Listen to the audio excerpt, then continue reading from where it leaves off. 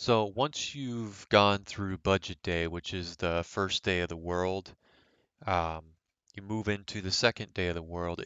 During the second day of the world, there's about four tasks that you want to complete, before the day is over.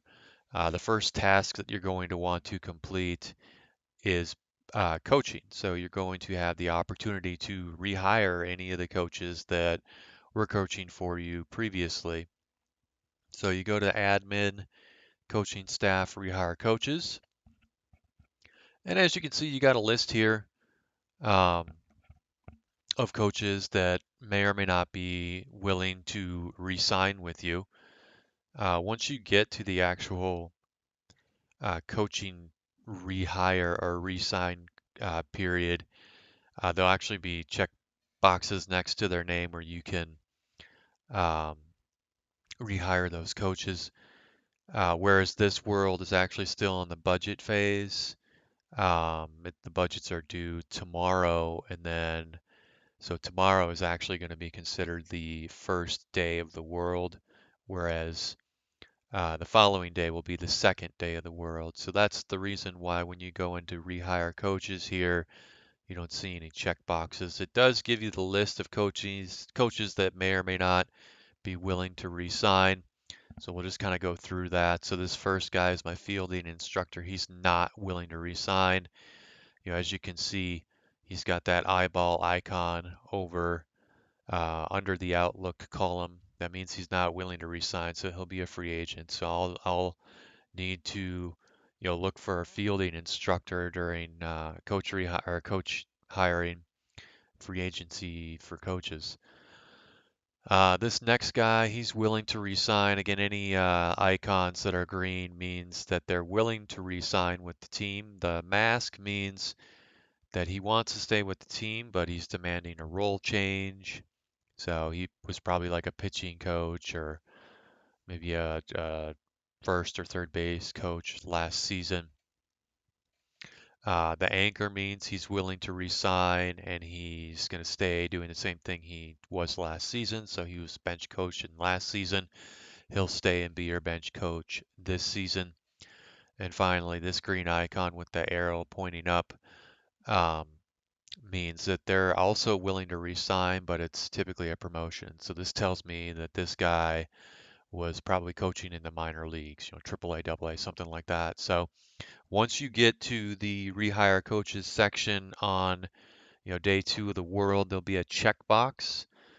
So what you're deciding there is if you want to re-sign that coach, also what level you want to sign him at and his demands. His demands are his demands. There's no negotiating during the re-signing period. You click that checkbox and you're telling the system that you're going to rehire that coach at his position as well as at his demand salary. So the second task that you're going to need to complete on that second day is in arbitration. So you go to GM Contracts Arbitration Report, and this will give you a list of all the players that are arbitration eligible. So if we were to go in and look at one of these players and just kind of analyze what we're going to do, the decision that we have to make. Are we going to sign him long term or are we going to send him to arbitration? The arbitration hearings don't happen on the second day, they happen on the third day. So if you want to sign him long term, you have an opportunity to sign him long term now and avoid arbitration. You can still do it on the third day. It's just a little tiny link that you have to click on and remember to click on. So it's almost always better to try to get him on the second day if you're looking to, sign a player long term as opposed to trying to save some money in arbitration. So another example of a player like this guy in arbitration, if I send him to arbitration, he's going to want, $12.3 million in arbitration. So I typically don't want to pay a player that much money in one season. He's in his fifth season, so that's his last ARB eligible season. So if I were to send him to arbitration, he's likely not going to want to sign a long-term deal with my franchise because I sent him to arbitration 3 times. So it's likely I'm going to take this guy that has 5 seasons of service and sign him long-term as opposed to um, going to arbitration and taking that risk that he wins arbitration and I got to pay him 12.3 million a year, whereas long term he only wants 8.3 a year. So, I can save, $4 million there. Again, you have that flexibility though, so you can do whatever you want. If you want to, send him to ARB that third time because he's 31 years old and you want to maybe get a compensation pick next year, then that's your decision. That's that flexibility that the game allows you to do. Um, so again, with arbitration, you've got to either negotiate with them long term, which is easiest to do on that second day of the world. You can click on the player, see how many years of service he has, see where he's at, decide whether or not you want to negotiate long term or to send him to ARB. Again, those arbitration hearings happen on the third day of the world. So the third task that you're going to be completing um, on the second day of the world is re-signing your own free agents.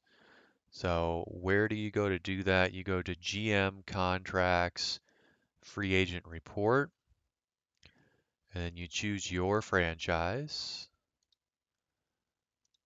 And you don't want to forget about your minor leagues. If you have minor league players that have been playing a while, they become free agents as well. So if you have any major league players that you want to re-sign, once it gets to that point, which is the second day of the season, you want to come into this screen and negotiate with those players and re-sign those players because as soon as that's over, you no longer have the opportunity to re-sign your guys. They'll hit free agency, and then if you want them back, you're going to have to more often than not, pay a little bit more than their demands. Every now and then you can get them for cheaper.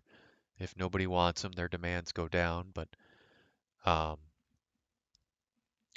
if you want the player and you're willing to pay him what his demands are during re-signing period, then go ahead and do it. So again, you've got your majors and your minors. And of course, you want to make sure you re-sign both position players and the pitchers.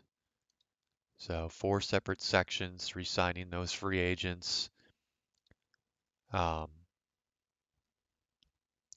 and once you get to that stage, there's actually a checkbox here where you can do this quickly. You don't have to do it one by one. You can check 5 of these players at once and just um,